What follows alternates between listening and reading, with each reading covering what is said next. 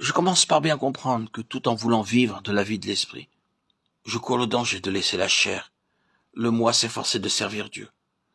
Je vois que cette intervention de la chair annule l'effet de la croix de Christ. 1 Corinthiens 1, 17. Galates 3, 3, 5, 12. Je vois que tout ce qui est de l'homme, de la loi et de l'effort humain, a été à jamais condamné par Dieu au calvaire. Là, la chair a prouvé qu'avec toute sa sagesse, toute sa religion, elle a haïssé et rejeté le Fils de Dieu. Là, Dieu a montré que le seul moyen d'être délivré de la chair était de la vouer à la mort, comme maudite. Je commence alors à comprendre que la seule chose à faire est de voir la chair comme Dieu la voit, de consentir au décret de mort de la croix pour tout ce qui est de la chair en moi, de la tenir pour maudite avec tout ce qui vient d'elle. À mesure que je prends mieux l'habitude de la considérer ainsi, j'apprends à redouter mon moi plus que rien au monde. Je tremble à la pensée de laisser la chair, mon intelligence et ma volonté naturelle usurper la place du Saint-Esprit. C'est avec crainte que je me tiens devant Christ, car je sais que cette chair maudite est toujours prête à s'introduire sous l'apparence d'un ange de lumière, dans le lieu très saint, à m'inciter à servir Dieu par ma force naturelle et non par l'Esprit de Christ.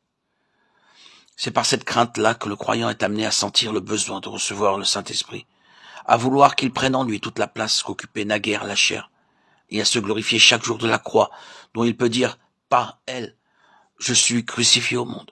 Galates 6, 14. On se contente généralement de penser que la croix ôte la condamnation qui pesait sur la chair. D'autres pensent qu'il s'agit là du devoir de faire souffrir la chair, de la mortifier. D'autres encore voient là l'influence morale que doit avoir la pensée préoccupée de la croix. Chacun de ces points de vue offre quelques éléments de vérité. Mais pour en réaliser la force, il faut remonter à l'idée fondamentale. Crucifier la chair, c'est la livrer à la malédiction. La croix et la malédiction sont inséparables. Ce qui est pendu est malédiction de Dieu. Maudit quiconque est pendu au bois, Deutéronome 21, 23. C'est donc dire quelque chose de très sérieux et solennel que de dire notre vieil homme a été crucifié avec lui. Je suis crucifié avec Christ. C'est dire j'ai reconnu que ma nature déchue, mon moi mérite la malédiction, qu'il n'est aucun moyen d'en être affranchi sinon par la mort. Par conséquent, je l'avoue volontairement à la mort. J'ai reçu pour être ma vie le Christ qui est venu se donner lui-même, qui a voué sa chair à la mort de la malédiction de la croix, et qui a reçu une vie nouvelle en vertu de cette mort-là.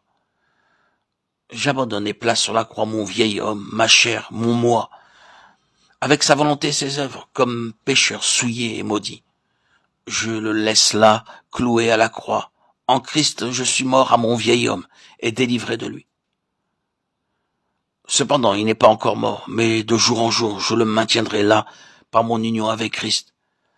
Et je ferai mourir, par la vertu du Saint-Esprit, chacun de ses membres et de ses actes aussitôt qu'il chercherait à se relever. Pour que cette vérité devienne notre force, il faut la connaître, la recevoir et agir en conséquence. Si je ne vois dans la croix qu'un acte de substitution sans voir là ce dont Paul se glorifiait, une participation à la croix, Galates 6, 14, jamais je ne pourrai éprouver son action sanctifiante. C'est à mesure que s'élucide pour moi la certitude que ma nature déchue participe à la croix, que je peux vivre par la foi en communion avec Jésus, qui est ma tête, et qui a éprouvé lui-même que la croix était l'unique moyen de s'élever au trône de Dieu. Cette communion spirituelle se maintient par la foi et me permet de dire « Je suis d'accord avec ce que pensait Jésus-Christ de la chair.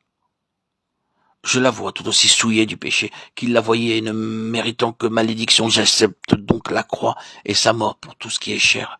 Cette croix que Jésus m'offre comme le seul moyen d'être délivré de l'empire du moi et de vivre d'une vie nouvelle par l'Esprit de Christ.